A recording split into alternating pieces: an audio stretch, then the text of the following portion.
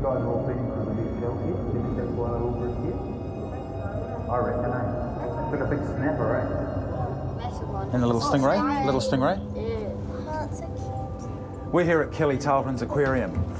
He was a bit of a character, actually. He was a renowned diver and a famous treasure hunter. He actually got a lot of gold from wrecks around the coast. And one of his passions was he always wanted people to be able to experience what he saw when he was on a dive. So after a lot of tinkering and fiddling, he invented this amazing acrylic tunnel. Isn't it beautiful? And now it's in use all over the world.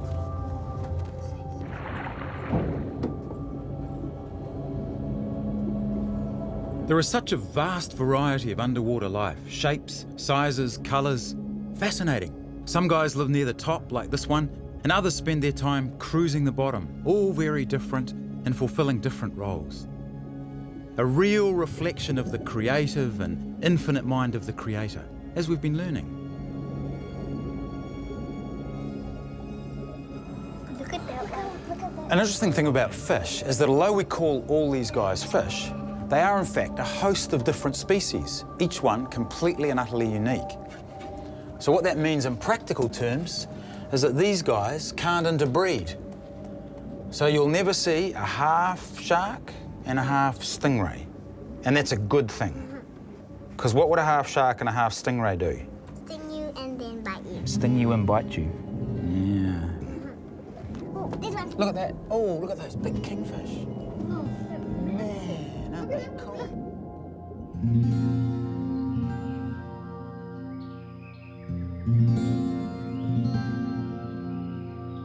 And it is the same with land animals. Each of these is a different species. They can't mate with each other. Each is gloriously different. There are a few exceptions, species that can interbreed. Mules are a cross between a horse and a donkey. Ligers, a much rarer cross between a lion and a tiger. And in both cases, species of the same genus. There are a handful of other similar examples.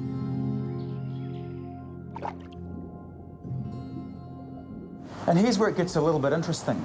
We sometimes refer to ourselves humans as different races, the African race, the European race, and so on. But unlike these guys behind here, which are all different species, we are actually just one species, humans. And what a varied bunch we are.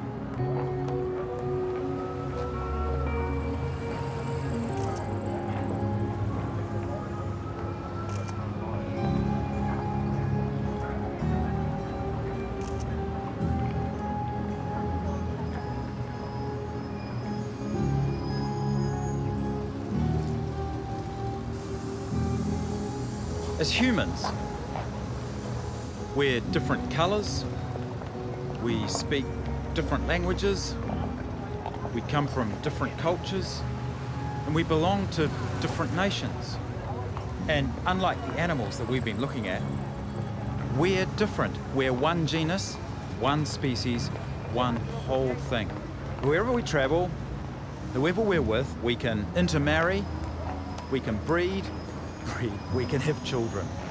Wherever we travel on this great world, we can have children because we're part of one whole thing, one species, humans.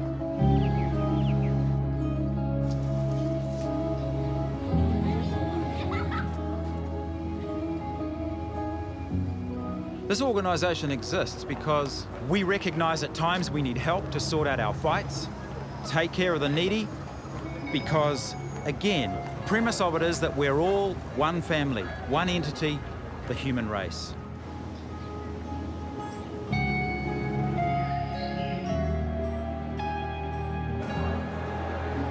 But this raises a rather obvious question. If we're all one race, one species, one type, where did all these differences come from? How come that although we're so much the same biologically, we can be so different culturally, ethnically, speaking different languages, and for that matter, holding to different religions?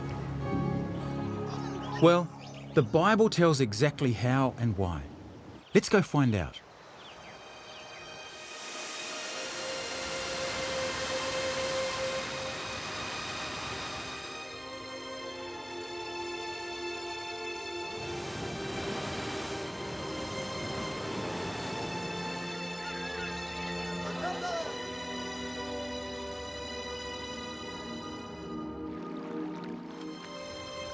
We're now in the Middle East, a place that can sometimes be complicated.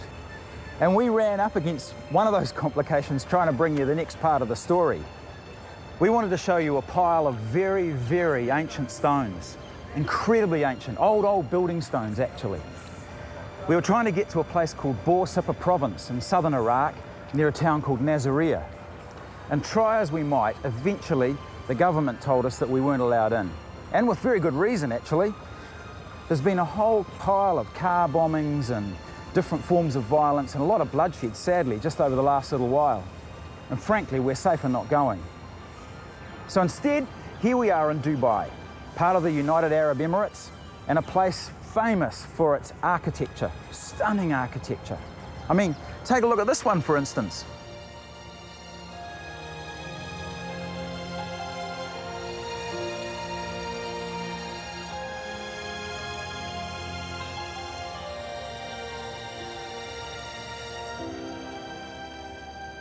What an incredible feat of engineering.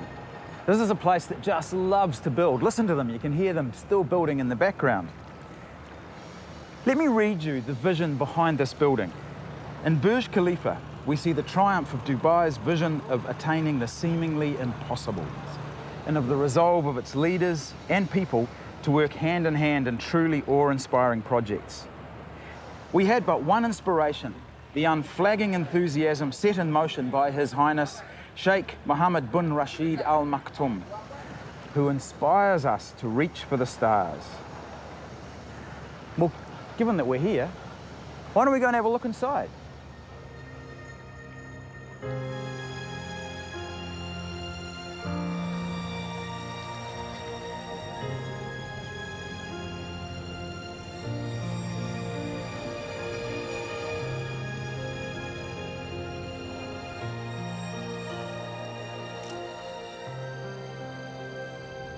$90, $95,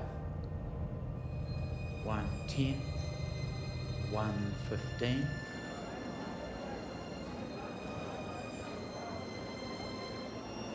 The ancient building stones we wanted to show you are way over the end of the Persian Gulf.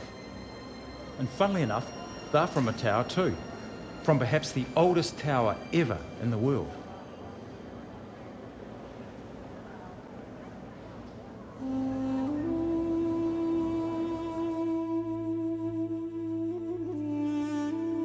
This picture was taken in Iraq, in the province of Borsippa. And this rather curious structure behind these intrepid explorers is rather old.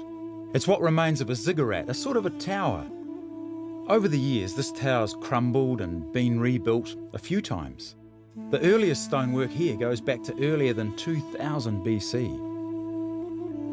The ruins are an impressive 173 feet high, but they might have been as tall as 230 feet once.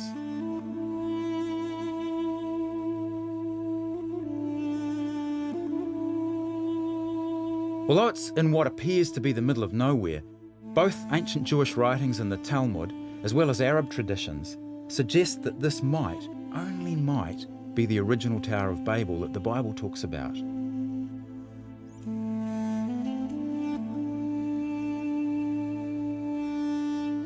Peter Bruegel's Tower of Babel? Certainly this is rather fanciful, but the impression of a wide-based structure is probably correct.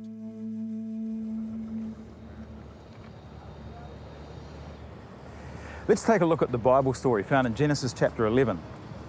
At this stage of human history, there were no nations, there were no different ethnicities or cultures, not even different languages.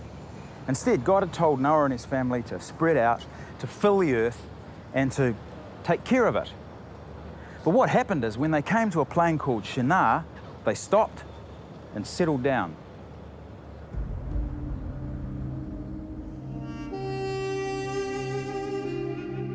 Could be somewhere around here, certainly flat enough. Thing is, not only did they stop here, which is exactly what God had told them not to do. Sound familiar?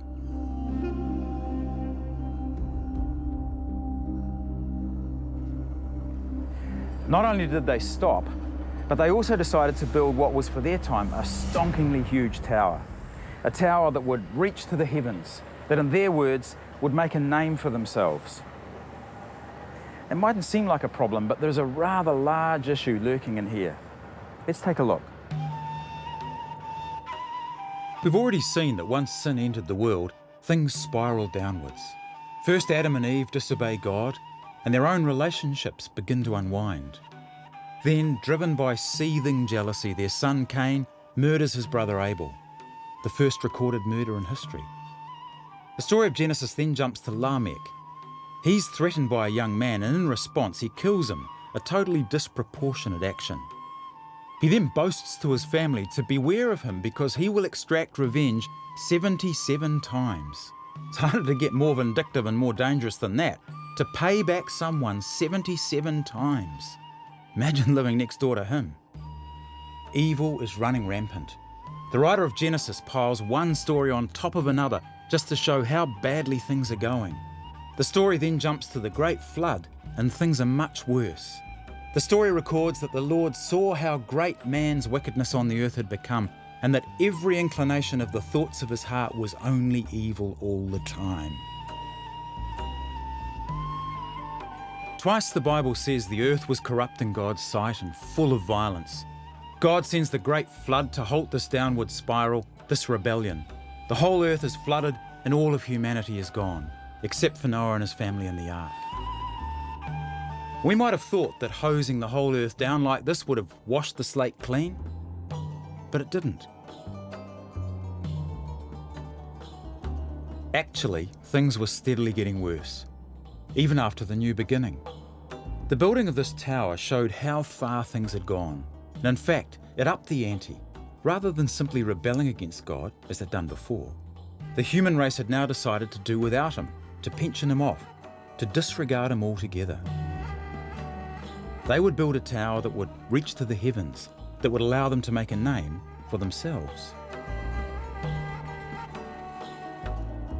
This thing about making a name for themselves is perhaps more important than it might first appear. Let's see why. This impressive crystalline-looking pyramid was designed by the world-famous architect I.M. Pei. It was completed in 1989. This older portion of the Louvre started life in the 12th century under King Philip II and has been added to many, many times since, until it's become the magnificent building we see here. It opened as a museum in 1793, and it's exhibited some of the world's finest art since then. And here's the point. If I was to say that I'd made this magnificent glowing pyramid behind me, you'd say I was a bit nuts. If I then went on to say I painted the Mona Lisa, which is in one of the wings over here behind us, you'd probably say I was barking mad, because we all know that it was Leonardo da Vinci and that he lived many, many hundreds of years before I was born. And then if I went on and said that I'd designed and built the whole entire Louvre that is surrounding us here, which took 400 years to build, well, you'd probably say I was certifiably mad.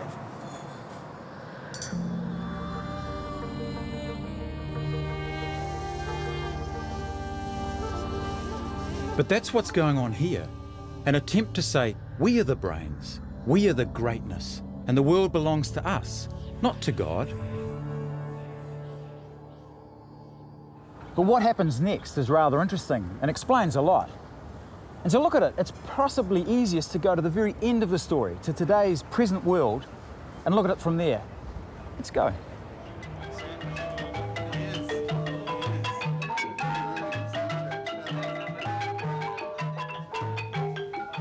Many have wondered why it is that we have so many different languages, different cultures, even why we're in so many different nations, when As we've seen, we're all one human family.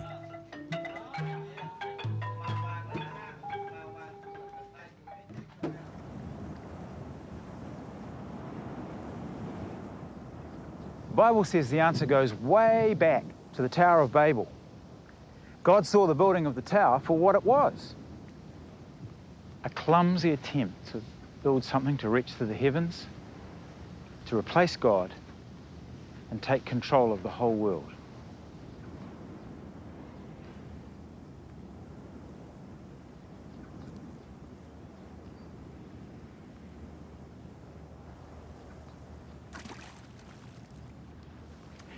The Tower of Babel, God does a very interesting thing. In Genesis chapter 11, he says this: "Come, let us go down and confuse their language so they won't understand each other." So God scattered them from there over all the earth, and they stopped building the city. That's why it was called Babel, because there God confused the language of the whole world. From there, God scattered them over the face of the whole earth. As far as the Bible is concerned, from a single place, somewhere around here, God confused the language of the people. And when the people couldn't understand one another, they couldn't live together or work together anymore. Work on the city stopped. What was once a big, homogeneous human family splintered into separate language groups, and they eventually left Shinar to find their own patches on the planet. As that happened, entirely different languages developed, very different cultures developed, different ethnicities began to emerge, and eventually, these people groups formed entirely separate nations.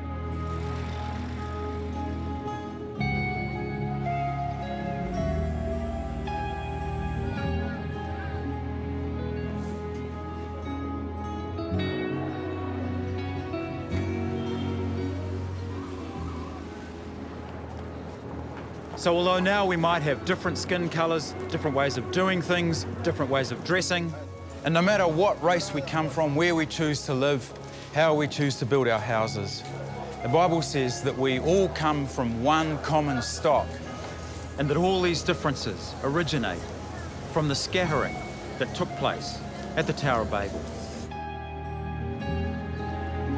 But as they tried to do without God and walked out of Shinar to start their own brand new worlds, they couldn't get rid of religion. As history shows, we humans are incurably religious. The Bible says, of course we are, because the human race was made by God. The human race had even known God. So when they decided to turn their backs on him and to replace him, and went off to find their various places and develop their various cultures, these incurably religious people also developed their own religions and worshipped gods of their own making. Now, if that's true, if the Bible's right on that fact, you would expect all religions to have started sometime after that, after the Tower of Babel. And funnily enough, that's what we find. This religion, Buddhism, major, huge religion, started in 624 BC, some 2,000 years after the Tower of Babel.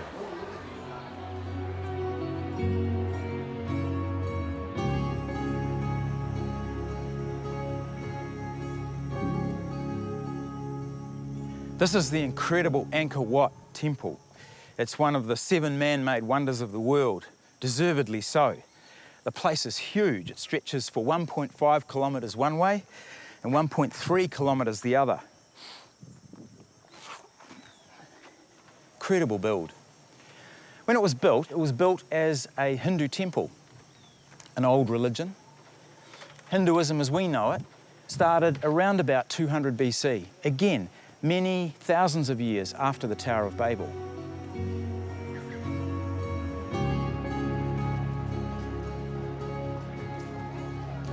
The religion of Islam came into being through Muhammad when he began teaching in the year 610 AD, aged 40. He said he was the last messenger from God and the restorer of the original faith back through Jesus, Moses, and Abraham. So when Muhammad began teaching, that was about 3,000 years after the Tower of Babel.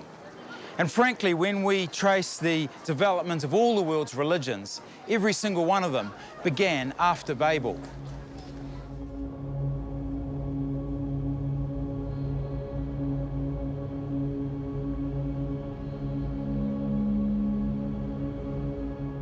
So that one little event in a barren desert in the middle of southern Iraq has had effects that have rippled right around the globe and lasted for thousands of years. Who'd have thought?